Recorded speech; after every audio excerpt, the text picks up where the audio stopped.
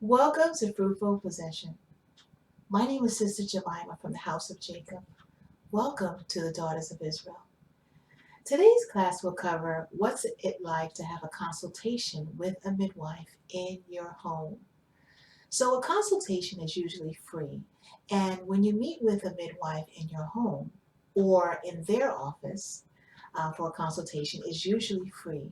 And this is the time to ask any questions you would like about a home birth. You may find that you didn't hear about a midwife that could deliver babies in an apartment or a home or a townhouse until maybe later in your pregnancy. It didn't happen in the first trimester. It didn't happen in the second trimester. It may have happened. It could even happen in the last trimester, where you're between like 7, 9, 10 months. 7, 9 months, you're almost due. It can happen at any time. So now you want to meet with the midwife, and once you go to her office for the free consultation, that's usually what it is, and it's a good idea to ask them, do you offer free consultations, and do you do these free consultations in your office? Can you do them in our home, or should I come to your office? And she'll tell you the best thing to do for those free consultations. Usually it's in her office because it's free, so you just come there at scheduled time. She'll pick a time for you, and you'll come there, you'll sit with her. It could be in her dining room, it could be in her kitchen. If she has a large kitchen, it could be in her living room or just some sort of sitting room. And she'll go over all the services that she offers, and then she'll ask you a lot of questions about yourself, and she welcomes you to talk about yourself. And so, for example, she may tell you, in her package, she offers prenatal visits. She offers the home birth itself. She'll come to your home sometime around 37 weeks or more to actually deliver the baby. But she may come like when you're like 35, 36 weeks to start doing your prenatal visits because you're getting close to that 37-week period where it's actually lawful for you to have your baby at home, because anything before that is considered like a premature birth. So she may just talk about, her fees, and ask you if you have insurance. She may ask you, would you be able to set up a payment plan if you don't have all the fees up front? She'll explain to you how that works.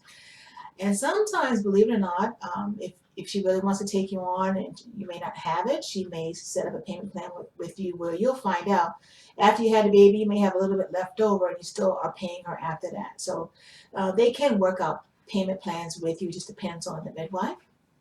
The price range could be, for example, between $4,000 and $7,000 for the prenatal visits, the birth itself, and the postpartum period. But if you have insurance, you can ask for that midwife's provider number. There's a provider number that she uses, and you can call your insurance company, or sometimes even the midwife will check for you. If you have your insurance information at your consultation, you can have them check it out, or you can do it ahead of time. It depends on what you want to do. You can call yourself, and then you can have the midwife check as well. And so, like I said, it could be between $4,000 and $7,000. It depends on the fee, and it does cover a variety of different things. And then, so she'll go over, basic policies, things like that. She'll talk about setting up once it's time to have the actual birth. She'll tell you what supplies you need to have in the house, like a home birth kit. It just has like bed chucks, maybe a baby's cap in there, and you can go online and look at what's included in a home birth kit to give you an idea what to have. And what will happen is the day that you have your baby, once you're in labor, she needs to put certain supplies in the room that you're having the baby. So it usually sits on a tray with certain things she absolutely has to have. She may tell you need to have like a crock pot in the house, so when they have rags, cloth rags to put in the hot water in the crock pot, that's to help clean you up, in your vaginal area after you have the baby, because you'll have a lot of blood once you deliver the baby, and not a lot of blood all the time, but sometimes you do, but you'll have blood down there. You need to be cleaned up after you deliver your baby and your placenta. There is blood, and it needs to be wiped off of you. So that's a good idea to have in the house as well. She may tell you that. Also, she'll ask about yourself, like why do you want to have a home birth? What did you hear about it? Do you have any other children? Um, have you ever had a C-section before? Um, what do you see your birth like when you actually have your birth? If you're going to have a baby at home, what kind of birth would you like? For example, do you want dim lighting in the room? Do you want a what birth? Is that what you wanted? Do you want to have a birth stool around so you can sit on a birth stool to help with your labor and contractions? Would you like birth balls around? What people do you want around as well? Um, do you want to have it in your bedroom? Do you want to have your birth in the living room where you can have like a birth pool in there? Sometimes you can fit your bedroom could be very large, even in an apartment. And you can put a birth pool in there or whatever you like. You might want a peanut ball. You might want to have the time to walk around to to labor, right? To move that labor along, those labor and contractions along. She will talk about how are you sleeping? Um, how are you eating? What kind of things are you eating? Do you work a full-time job? Are you able to, as time goes on, you may want to consider uh, taking off maternity leave a little early. You don't want to work, up to the very end. I mean, it can be good a lot of times to work up to the end because it may help. It just depends on the situation. But she may ask you things like that, are you able to take off from work? Are you working 40 hours? Do you think you can reduce your hours a little bit because you're going to need rest now especially later in your pregnancy? What are you doing for activities? Are you walking? Are you sitting on a birth ball? Are you able to watch any movies? Are you out shopping for the baby? Are you going out for just fun activities, to the movies? Are you going out to dinner? Um, are you playing games? Things like that. And she may ask you, is there any way you can give me your medical information if you've done any lab work since you've been pregnant in a hospital setting? Because of course, midwives are usually they're not able to do your lab work, so they'll tell you, you'll have to go for your lab work, probably at a clinic. She just wants to run some basic tests, and you bring that information back to her, and then she puts it in your chart, so she'll tell you that as well. And she'll tell you when you come to her office, she will do, you'll have to come here for a while until you're about 35, 36 weeks. And what she does is when you come for those visits, those prenatal visits, you will sit in a room, like an exam room. It could be just on a bed. It really could. It could be on the couch. And she'll check your blood pressure to see how your blood pressure is doing. She'll check the fetal heart tones. That's your baby inside of you. She'll check his or her heart with a fetal scope. And I'm going to show you this. This is called a fetal scope, right? So this part, you'll see her. She's not going to use ultrasound. Like when you go to the doctor's office and you'll hear about it. They'll put some gel on a mother's tummy and then so they'll do an ultrasound. So they're kind of putting the thing on the mother's belly to see certain things, look at the pictures, things like that. And so she doesn't do that. She doesn't do that. She just uses a fetal scope, which is not sending electrical impulses into the stomach. They usually like to use a fetal scope, which is something like this. And this is the part that they listen with. This is the ears, right? And then they'll listen with this on your belly. And this is for their chin. If they want to go like this and press down right here gently on your stomach where they feel the best fetal heart tones are heard. They'll palpate the area as well. They'll take their hands and they'll massage gently your stomach to find out the position of the fetus, the Israelite baby. They'll want to know is the head down, is the head up, where are the appendages, where do I feel the toes, where do I feel the feet, where do I feel the back of the baby. Let me see where the head is. They may go deep into your pelvis, right? You might just they'll take their hands like this and kind of scoop under the bottom of your pelvis and feel the head of the baby. See how low the baby is. It depends on how far you are in your pregnancy.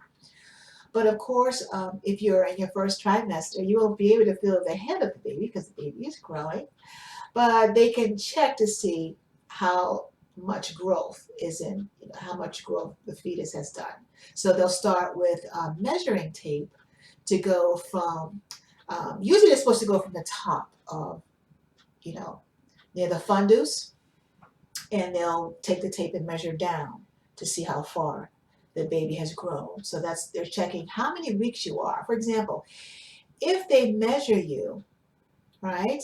And let's say you measured, I'm going to make a number up. You measured 20 centimeters, right?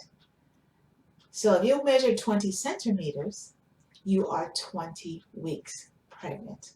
So whatever you measured is usually whatever weeks you're pregnant. So she'll do that as well. And that's pretty much it. She will check your blood pressure. Remember, she'll tell you, I'm going to check your blood pressure if you come to me. I'm going to listen to the fetal heart tones of the baby. She'll just listen to see, is the baby's heart rate too low or is the baby's heart rate too high? Things like that. She wants to make sure it's a normal range. So she'll time it. She'll time it within 10 seconds, whatever fetal heart tone she hears in 10 seconds or 15 seconds.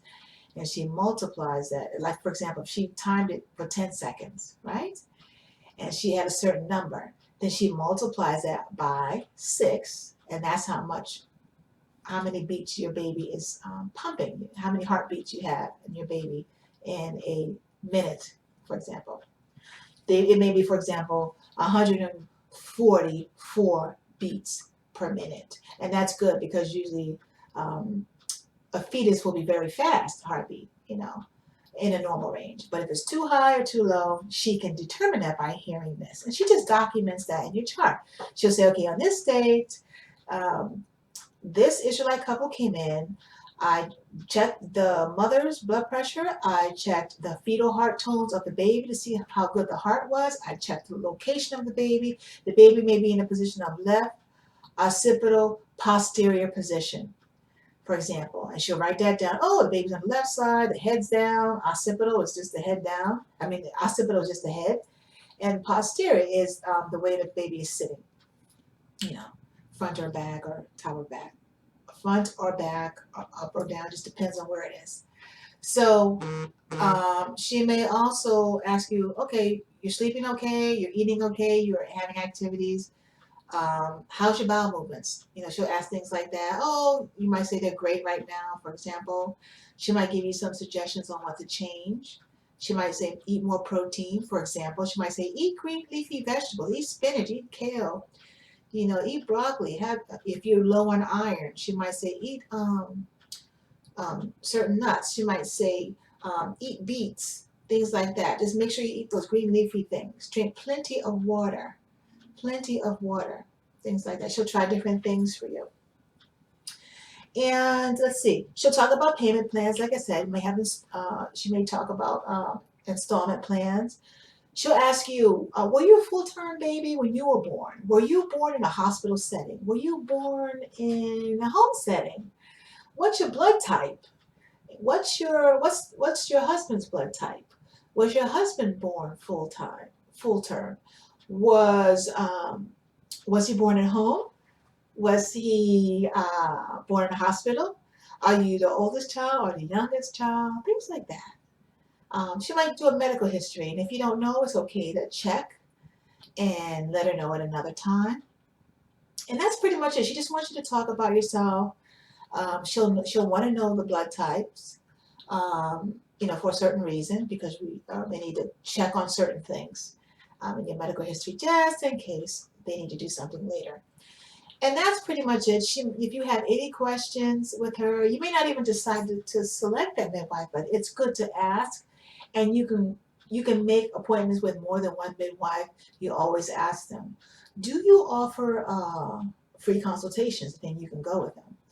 And if you're able to check with your insurance company and you find out, okay, they're not going to cover the home birth part, but they will cover the prenatal part, or it might cover a little bit, but not much. You can discuss that with your midwife, and the midwife will work it out with you. You just want to let them know ahead of time. And that's pretty much it on the insurance part. And then the postpartum period as well. Uh, as far as what she'll say, okay, after you have your baby, for example, I'm going to come back in 3 days and I'm going to check on the status of you to make sure the stump on the baby's navel is healed and it's about to fall off or things like that, and you're breastfeeding okay. And we're going to do some paperwork. So after you have your baby, we're going to do paperwork. We're going to fill out the birth certificate information. She might even give you some additional information as well. She's going to write down the baby's name, the parent's name, things like that. And then you decide on whatever you want to name your baby, first and last name. She puts it on there, and it's in a process. She'll give you some paperwork to bring to City Hall. And after a little while, you will get your birth certificate. You'll get your birth certificate. So then usually after you have your baby and then she does the first postpartum visit, you will come back to her office once, like maybe 2 weeks later for that last postpartum visit. And then you just give her feedback on how everything went. She just does a final visit with you.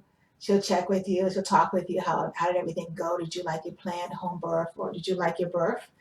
And that's pretty much it. And so I hope you enjoyed today's brief class on what a consultation is like. Remember, you can ask any questions you'd like at a consultation. You can go to their home, and the pricing is different. It's not the same. It could be between $4,000 and $7,000. The insurance companies can pay for most of it, and what you don't have, you could talk to the midwife and see how you can set that up with them. So with that, I hope you have a wonderful day. Thank you so much for listening to today's class. All praises to the Most High, and Christ blessed. Shalom.